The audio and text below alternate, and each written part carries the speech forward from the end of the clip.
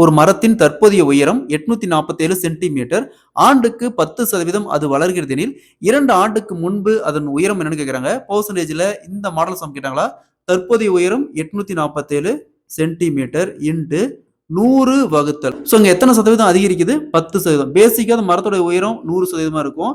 அது கூட 10 அதிகரிச்சா 100 பிளஸ் 10 110%. இந்த 110% நம்ம எப்படி எழுதுவோம்? 110% வகுத்தல் 100ன்னு போடுவோம். ஸோ இது அப்படியே ரிவேர்ஸ்ல 100 வகுத்தல் 110 ரைட் பண்ணுவோம். Into 2 time. ஏன்னா இங்க 2 வருஷம் சொல்லியிருக்காங்க. 2 ஆண்டு சொல்லியிருக்காங்க. அப்ப 2 டைம். ஸோ 2 ஜீரோவுக்கு அப்படியே 2 ஜீரோ கேன்சல் பண்ணிடலாம். 11 இன்ட்டு 11 121. ஸோ 847 11 121 கேன்சல் பண்ணுமா?